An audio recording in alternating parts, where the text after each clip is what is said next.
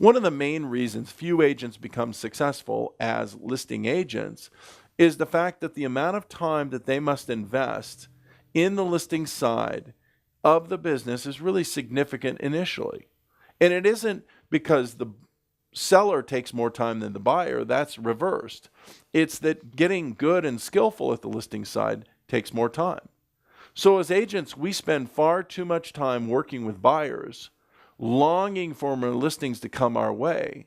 We hope and pray that listings will be magically appearing in our radar because we wish to be the agent with 6 or 10 or 20 or 30 or 40 active listings. If you're feeling that I'm describing you that wants to get to that listing inventory level, let me give you a way out. The first is step 1. Check your time allocation in your business. For the next week, track your time invested on the listing side of the business versus the buyer side of the business. In most cases, it will become obvious why your revenue is skewed to the buyer side. Most agents invest fewer than 10 hours a week toward the listing side of their business. They're often shocked and amazed when they figure out that they spend 75, 85, or even 95% of their time finding, converting, and servicing buyers and wondering why 75% of their revenue comes from buyers. The first step is really to check your time against your revenue mix. It'll most likely match up. Step 2, invest for the future. Anytime you make a shift in your business, the payoff will never be instantaneous. You have to expect a transition time of 60 to 90 days. This is the period of time that causes most agents to never enact the change. They are too immediate in their expectation of revenue needs. They can't afford to do even one less deal a month for 60 days to fund their future. Changing your business from a buyer-based business to a seller-based business will take time. The truth is, there are only 2 options I can see for the 60 to 90-day transitional period, and here are your 2 options. Option A, accept the transition period and the likely revenue reduction because you're investing in a new business opportunity. Realize that that is the outcome. Anyone who's truly growing and improving and investing in themselves and their business has got to do this periodically.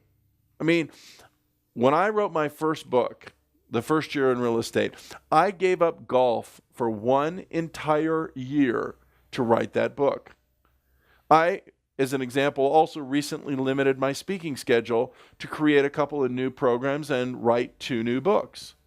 To grow, we often need to give up short-term revenue for long-term success. Option B, ask permission to go out of balance.